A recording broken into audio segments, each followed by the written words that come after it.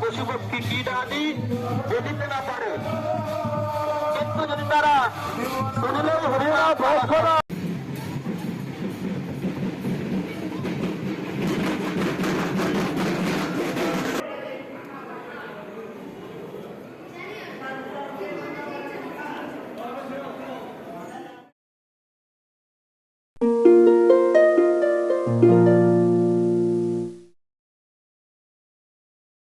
Hello friends, good morning. আমার দুই পৃথিবী চ্যানেলে তোমাদেরকে আবারও স্বাগত জানাই। তোমরা কেমন আছো সবাই? আমি তো বেশ ভালোই আছি। আর আজকে হচ্ছে রথযাত্রা, তো সকলকে জানাই শুভ রথযাত্রার অনেক অনেক শুভেচ্ছা ও ভালোবাসা। সবার আজকের দিনটি খুব খুব ভালো কাটুক, তার সাথে অবশ্যই আমারও দিনটি আজকে খুব ভালোই কাটবে আশা করছি। আর এই বছর হচ্ছে রায়ের প্রথম রথযাত্রা, তো আজকে সারাটা দিন কী করলাম সবটাই তোমাদের সাথে চলো শেয়ার করব। তো আশা করছি ব্লগটি অন্য দিনের মতন আজকেও তোমাদের ভালো লাগবে। প্লিজ সবাই আমার একটু পাশে থেকো। তো চলো আর দেরি না করে ভিডিওটি কন্টিনিউ করা যাক। তো দেখো এখন এই যে আমি রেডি হয়ে গেছি, আর রায়কে আর মনুকে চলো তোমাদেরকে তাহলে তবে দেখাই। এই বছরে জগন্নাথ পূজা স্পেশাল হচ্ছে দুই মেয়ের জন্য সেম কালারের দুটি জামা কিনেছিলাম। তো এই দেখো মনুর জামাটা আর রায়ের জামাটা, আর রায়ের জামাটার পিছনে এই যে এইদিকে দড়ি বাঁধা আছে। এই যে এইদিকে রায় আর মনু দুজনে রেডি হয়ে গেছে, দুজনে আজকে সেম সেম কালারের জামা পড়েছে, একটু আলাদা। কেমন লাগছে দুজনকে?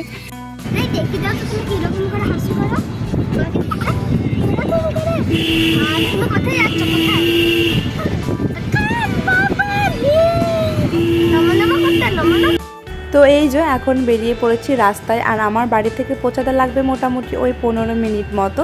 আর আজকের ওয়েদারটা বেশ সুন্দর, আকাশে একদম ঝলমলে রোদ, তার সাথে চারিদিকে সবুজে ঘেরা রাস্তা, আর আকাশটাও আজ দেখতে ভীষণ সুন্দর লাগছে। আর প্রতি বছর কিন্তু জগন্নাথ পুজোয় বৃষ্টি হয়, তো জানি না এবছর কি হবে।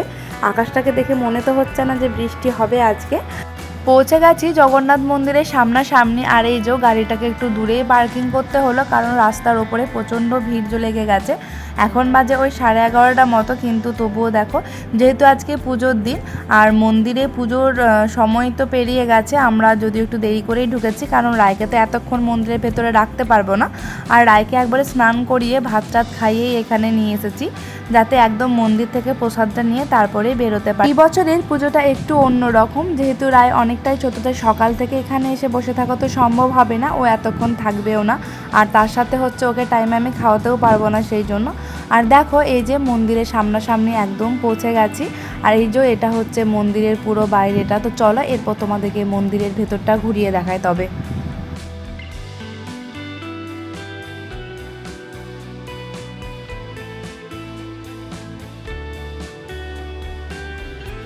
প্রতি বছরের মতো এবছরও কিন্তু জগন্নাথের রথটাকে খুব ভালোভাবে সাজানো শুরু হয়ে গেছে। আর তার সাথে কিন্তু এখানে দেখতেই পাচ্ছ তোমরা জগন্নাথ মন্দিরে কতটা ভিড়, আর এখানে প্রসাদ নেওয়ার জন্য লাইনও কিন্তু পড়ে গেছে। তো প্রসাদ নেওয়ার নিয়মটা হচ্ছে তুমি কিন্তু আজকেই কুপন কেটে প্রসাদ নিতে পারবে না।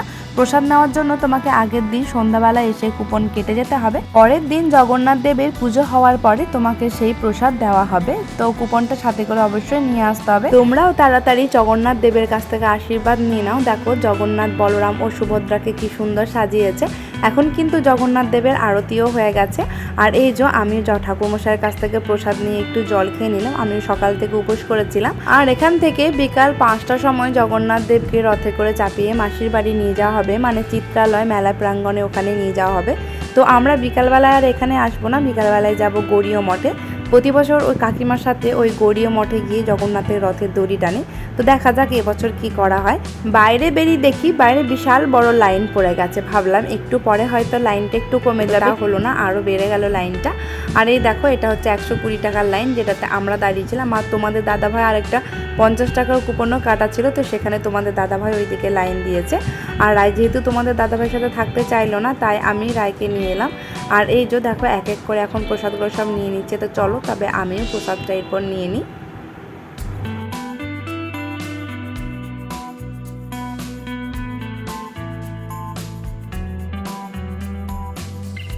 এই যে প্রসাদ সব কিছু নেওয়া হয়ে গেছে। আর এরপরে এই যে বাড়ি ফিরে যাচ্ছি এখন।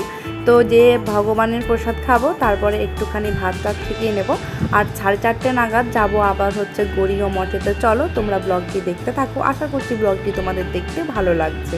সকাল থেকে উপোস করেছিলাম বলে এসে আগে ভগবানের প্রসাদ নিয়ে কিন্তু আমার ভোগ খাওয়া হয়ে গেছে। আর এই দেখো এটার কিন্তু পুরো ভর্তি ভর্তি প্রসাদ থাকে, এর মধ্যে কাজু কিশমিশও দেওয়া থাকে। দাদাও সব কিছু কমপ্লিট হয়ে গেছে। তো আবারও এই যে রেডি হয়ে বেরিয়ে পড়েছি জগন্নাথ দেবের দড়ি টানার জন্য।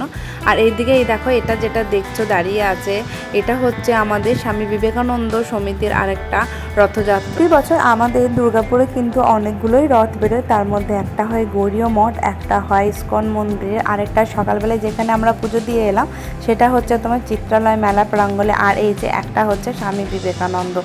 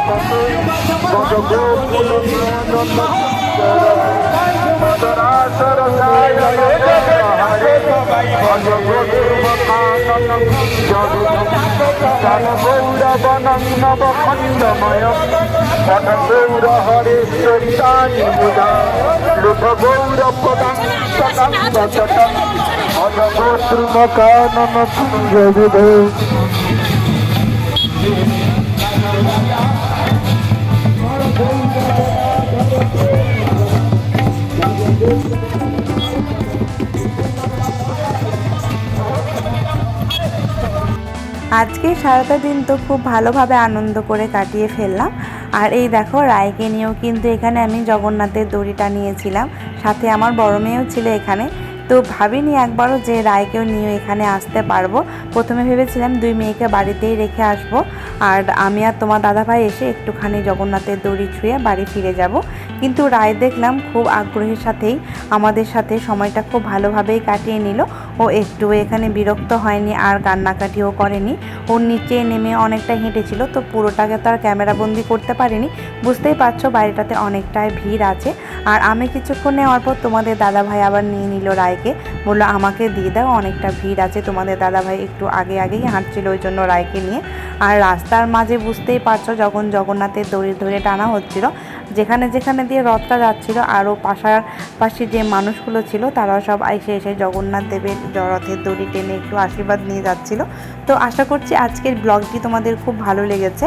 আর যদি ভালো লেগে থাকে ব্লগটি, তবে অবশ্যই আমার চ্যানেলটি সাবস্ক্রাইব করে দিও আর একটা লাইক করে দিও, এরকম আরও অনেক সুন্দর ভালো ভালো ভিডিও দেখার জন্য।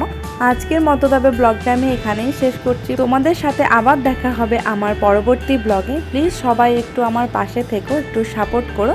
আরও অনেক ভালো ভালো ভিডিও তোমাদেরকে উপহার দিতে চাই আর তোমাদের মনে জায়গা করে নিতে চাই। তো চলো বন্ধুরা, আজকের ব্লগটা এখানেই শেষ করছি। সবাই ভালো থেকো, সুস্থ থেকো, সাবধানে থেকো। ধন্যবাদ।